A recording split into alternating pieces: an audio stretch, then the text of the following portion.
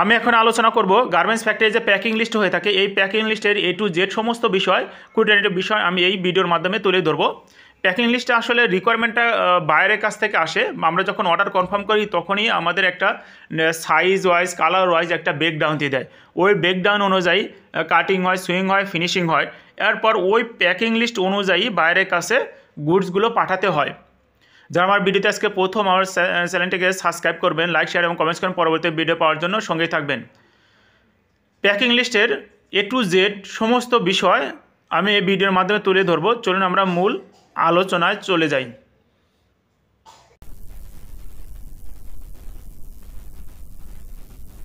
আমি এখন আলোচনা করব গার্মেন্টস ইন্ডাস্ট্রির যে প্যাকিং লিস্ট হয়ে থাকে A to Z সমস্ত বিষয় এই ভিডিওর মাধ্যমে তুলে ধরবো। আজকে আমার প্যাকিং লিস্ট সম্পর্কিত যে এজেন্ডাগুলো সেই এজেন্ডাগুলো আমরা দেখে আসি। এখানে দেখেন স্ক্রিনে দেখতে পাচ্ছেন number 1 agenda, what is packing list. Number 2 how type is packing list. Number 3 who make packing list এবং procedure. Number 4 how calculation CBM। তো প্যাকিং লিস্টের মূল আলোচনায় যাওয়ার আগে আমার যে বিষয়টা জানা দরকার, নাম্বার 2 এজেন্ডা আর নাম্বার 4 এজেন্ডা। এখানে নাম্বার 2 এজেন্ডা হলো how type is packing list. Packing list আসলে কত প্রকার আমরা এই বিষয়টা এখন দেখব। তবে এটা খুবই গুরুত্বপূর্ণ একটি বিষয়। আর প্যাকিং লিস্ট সম্পর্কিত আরও কিছু তথ্য আমি তুলে ধরব। তবে এই প্যাকিং লিস্ট কেন করা হয় সেটা আমি একটু বিষয়টা ক্লিয়ার করে দিই। গার্মেন্টস ফ্যাক্টরিতে যখন একটা অর্ডার কনফার্ম হয় তখন কিন্তু একটা সাইজ ব্রেকডাউন থাকে, যে কোন সাইজে কত পিস গুডস হবে বা পোশাক হবে সেটা ভিত্তি করে কিন্তু গার্মেন্টস ইন্ডাস্ট্রিগুলো কি করে সেই হিসাব করে গুডসগুলো তৈরি করে বা সুইং করে।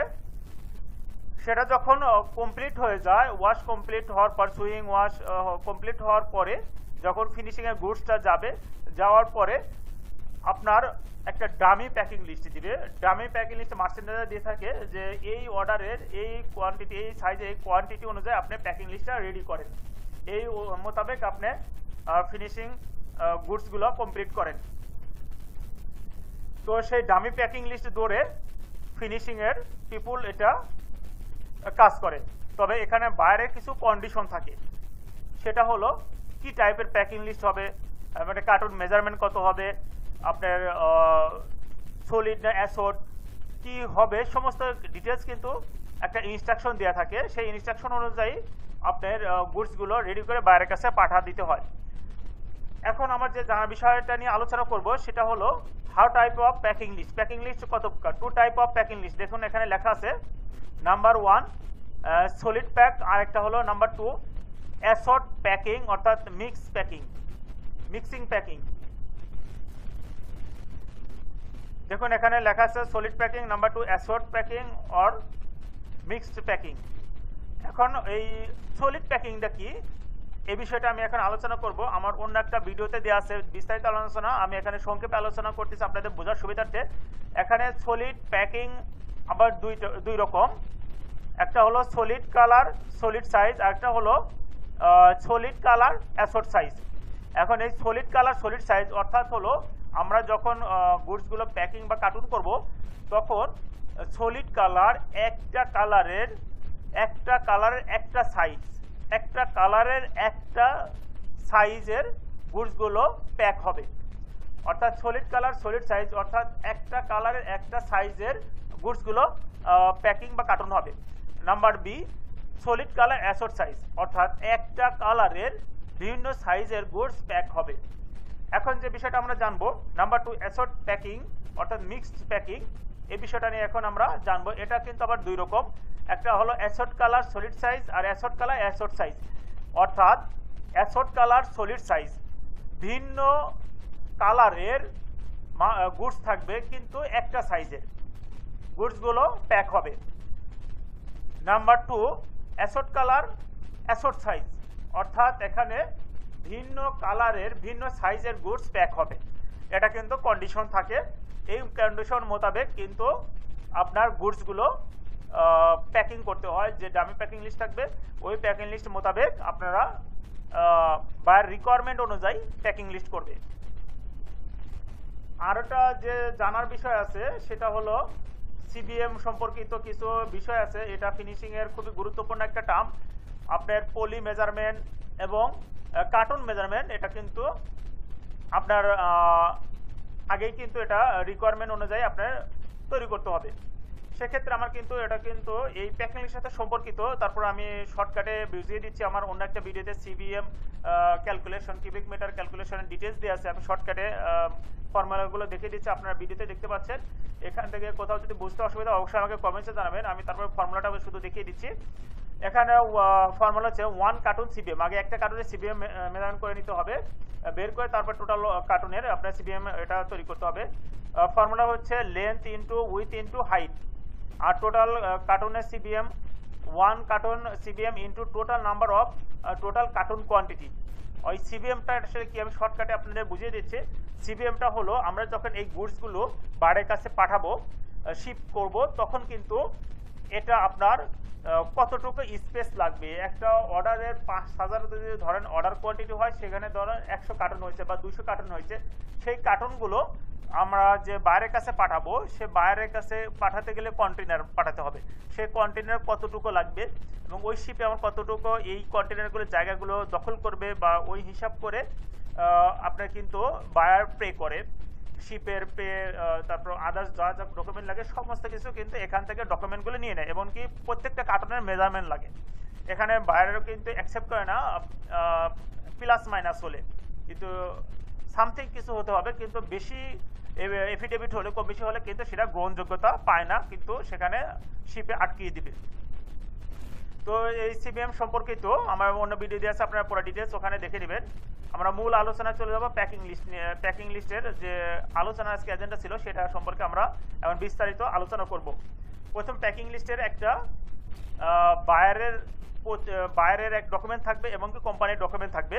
আমরা ধরে নিচ্ছি কোম্পানির নাম হলো, এটা কিন্তু কাল্পনিক, ZXY apparel limited, factory address দেওয়া থাকবে, প্যাকিং লিস্ট। এবার হেডিং থাকবে ইনভয়েস নাম্বার, ডেট, এটা কিন্তু থাকবে for account or risk of, for account and risk of.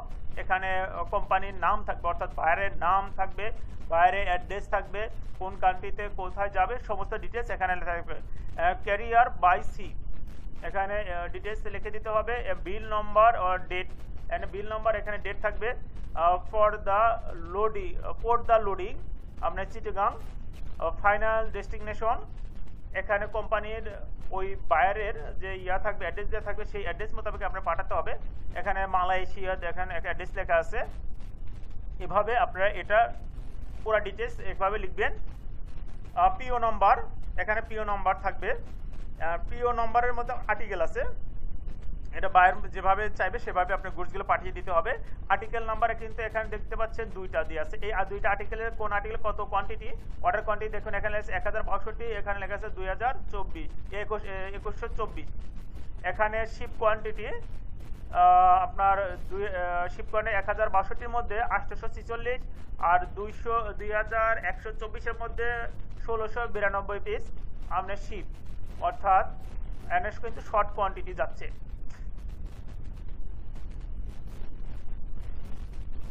এখন আমরা মূল যে প্যাকিং লিস্ট যেটা সাজানো হয় সেটা আমি দেখিয়ে দিচ্ছি কিভাবে এটা আপনারা তৈরি করবেন।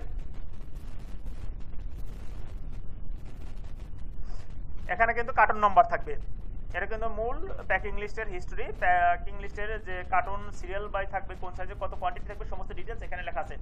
এখানে কার্টুন নম্বর 1 থেকে 7, 8 থেকে 13 এভাবে কার্টুন কোয়ান্টিটিগুলো লেখা থাকবে। এখানে cartoon quantity, total carton quantity কত, 47 কার্টুন। এখানে পিপ্র্যাক ভেরিয়েন্ট, আপনার কত ভেরিয়েন্টের হবে সেগুলো এখানে সব লেখা আছে। কালার কিন্তু মাস্ট বি লিখতে হবে, কালার ওয়াইজ কিন্তু এটা প্যাক হয়। আমার একটা কালারের, যেহেতু আমি একটা কালারই লিখেছি টাইটেল কালারের। আপনার এখানে সাইজ ব্রেকডাউন দিয়ে আছে, সাইজগুলো দেখুন 4, 5, 6, দেখুন 6, 7, 8, 10, 12, 14, 16, 18 এই কয়টা সাইজের গুডসগুলো আমরা রেডি করব। এবারে বায়ার রিকোয়ারমেন্ট অনুযায়ী কোন সাইজে কত কোয়ান্টিটি হবে সমস্ত কিছু ডিটেলস এখানে লেখা আছে। এখানে 5 সাইজের 18, 6 সাইজের 18, সমস্ত সাইজ ওয়াইজ এখানে কিন্তু কোয়ান্টিটি বসানো আছে। এখন যেটা বিষয় হলো কোয়ান্টিটি পার কার্টুন, প্রত্যেকটা কার্টুনে কত পিস গুডস থাকবে সমস্ত কিন্তু এখানে দেওয়া আছে। পার কার্টুনে 1 × 18, অর্থাৎ 18 পিসের কার্টুন হবে, প্রত্যেকটাই কিন্তু 18 পিসের কার্টুন এখানে হবে।